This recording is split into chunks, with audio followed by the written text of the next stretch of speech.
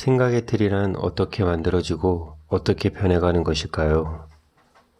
프로이트가 말한 아이디, 에고, 슈퍼에고를 바탕으로 정신적 에너지, 본능, 정신 에너지의 배분과 처분, 카테식스와 한카테식스 등 학문적 견해를 통해 전문적으로 표현할 수 있겠지만 너무 거창하게 생각할 필요는 없습니다.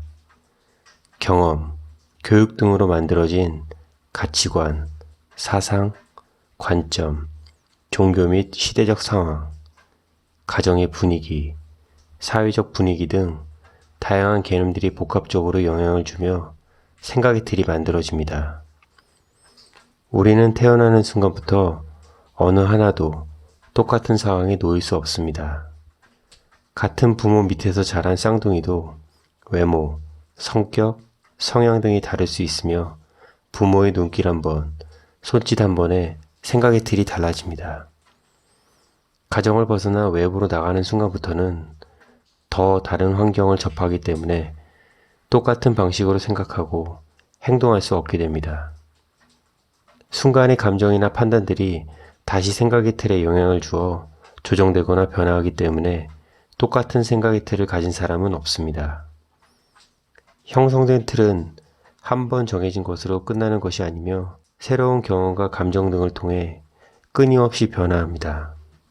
또한 판단과 결정을 해야 하는 순간에도 자신이 놓인 상황과 환경, 누구와 관계가 있는지에 따라 달라지기도 합니다. 그 때문에 항상 일정한 모습을 갖지 못합니다. 그러므로 같은 사건이 발생하더라도 인식하는 사실과 느끼는 감정, 해결해 나가는 방식도 개인마다 다를 수밖에 없습니다. 사건을 문제로 인식하고 걱정하는 사람이 있는가 하면 사건을 문제로 인식하지 않고 대수롭지 않게 넘기는 사람도 있습니다. 문제로 인식할 경우 근심에 빠질 수도 있고 해결해 나가려는 의지를 갖는 사람도 있는가 하면 어쩔 수 없음을 인정하고 포기해버리는 경우도 발생합니다. 항상 같은 모습으로 존재할 수 없는 생각의 틀에 또 다른 요소들이 결합하기 때문에 매번 같은 생각의 틀이 작용할 수 없다는 것을 이해하고 인정할 수 있어야 합니다. 스스로가 이런 문제를 나는 가치관이 없는 사람인가? 나에게 자존심이란 없는 것일까? 나는 일관성이 없는 것 같다라는 식으로 치부하여 자신을 괴롭히는 것보다는 이번 선택과 결정에는 어떤 요소를 택하였고 어떤 것에 중점을 두었는지 인지하는 것이 중요합니다. 생각의 틀은 삶을 살아가는 방식, 중시하게 되는 요소의 순서를 결정하기도 합니다. 사회생활을 하는 직장인에게 같은 날 저녁 식사를 하자는 연락이 동시에 온다고 가정해 봅시다. 1번 가족, 2번 애인, 3번 친구들, 4번 직장 상사. 처세술에 관한 관점에서 본다면 직장 상사와 저녁 식사를 하는 것이 맞을 것입니다. 자신을 가장 이해해 줄 수 있는 가족은 제일 마지막 선택. 그 다음 나를 더 이해해 줄 수 있는 애인과 친구를 선택하며 자신을 가장 이해해 줄 수 없는 직장 상사와 식사를 하는 것이 이해에 따른 처세술입니다. 그렇지만 매번 이러한 상황이 생긴다면 우리는 이해의 정도라는 요소만 가지고 살아갈 수 없을 것입니다. 평소 이런저런 사정으로 외식을 자주 하지 않던 가족이 있다면 가족애라는 요소를 선택할 수 있습니다. 몇 달 또는 몇 년 만에 연락이 온 친구가 있다면 우정이라는 요소를 선택할 수 있습니다. 보고 또 보아도 보고 싶은 애인은 사랑이라는 요소에 의해 선택할 수 있는 것처럼 매 순간 누구와 식사를 할 것인지는 달라질 수 있습니다. 이것은 결정을 내리는 요소가 다르기 때문입니다. 이런 결정에는 가정적인 것을 중요시하거나 사랑보다 우정을 중시하는 성향들도 포함되어 이루어질 수 있습니다.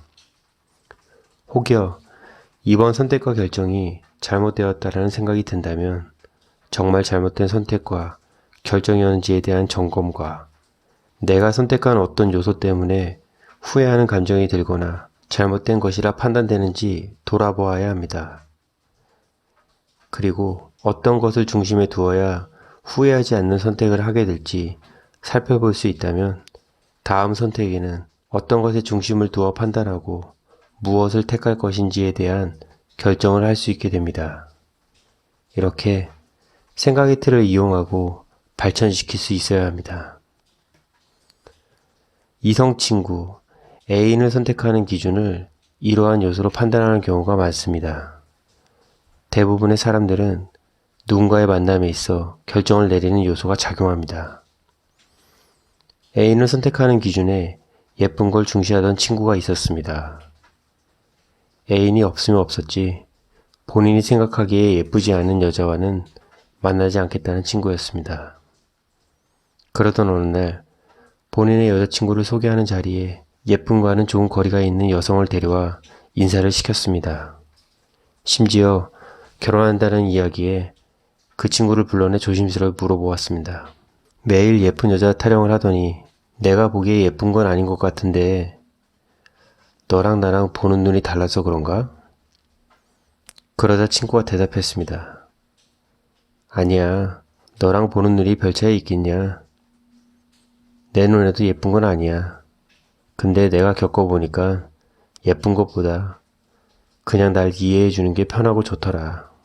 친구는 자신이 중요시하고 고집하던 요소인 예쁨을 벗어나 다른 요소인 편안함에 초점을 두었습니다. 그 판단에는 연애와 결혼이 다르다라는 차이를 두고 누군가를 만나고 결심하는 생각의 틀을 다시 갖게 된 것입니다. 이전 연애에서 나온 문제들, 현실과 나이, 자신의 상황과 앞으로 살아갈 모습 등 여러 요소가 다시 만들어낸 생각의 틀의 결정이었습니다. 이렇게 생각의 틀이 만들어지는 과정은 사람마다 다르며 끊임없이 변화하기에 가치관도 변하고 생각하는 방식, 선택하는 기준, 좋고 싫음 등의 나다운 것이란 존재하지 않을 수 있습니다. 모든 상황이 다르게 전개되고 감정과 시기 등 요소들이 변했기에 나다운 것만을 고집할 수 없는 이유인 것입니다. 그렇기에 다양한 모습을 보이거나 다르게 선택해 나가는 모습들을 느끼며 나다운 것이 아니라고 애써 부정하고 괴로워할 필요 없습니다. 혹시나 일관성 없는 자신을 보며 괴로워하고 있다면 지금은 그때와 다를 수밖에 없기에 자연스러운 것이라고 인정하고 털어내 봅시다. 변덕이 생기는 것은 나라는 존재가 아닌 내 생각의 틀의 변화이기 때문입니다.